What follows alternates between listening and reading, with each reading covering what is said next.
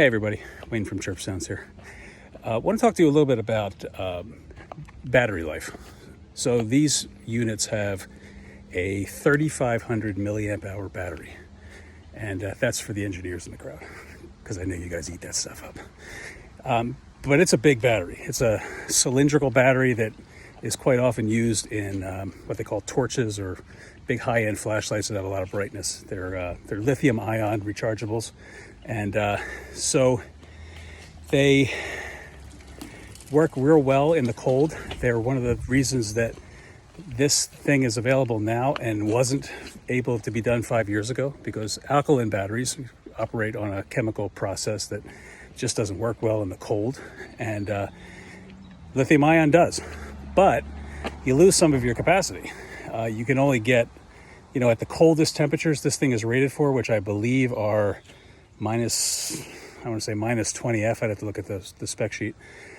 You're only going to get about half of that capacity. So at the burn rate that ChirpSounds consumes power, you can get a certain number of hours. Now, when you turn the speaker off, the unit automatically drops into a low power mode.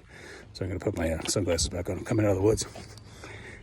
When it drops into this low power mode, it just sips power, so it can go for a very long time. Like if you go on vacation and forget to turn it off, you're probably going to have a bunch of battery left over when you get back.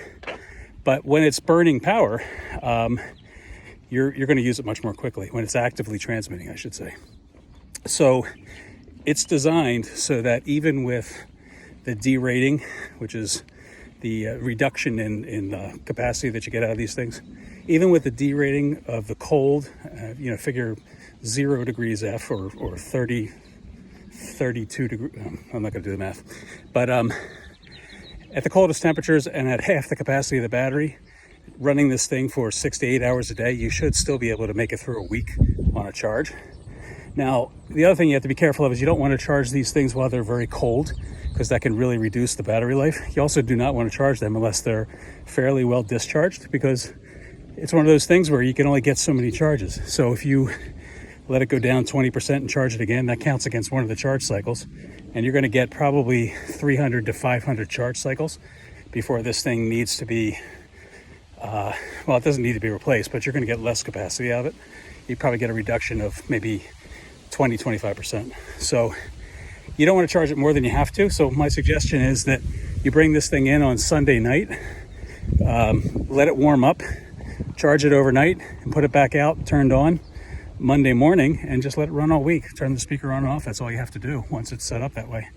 So the other thing that we did, just to make sure that this thing doesn't cause any damage to the battery by charging it too cold, is we put a little temperature probe in there under the battery, so that until that thing warms up to a safe temperature, the charge will just pause and it'll wait until it's warmed up a bit.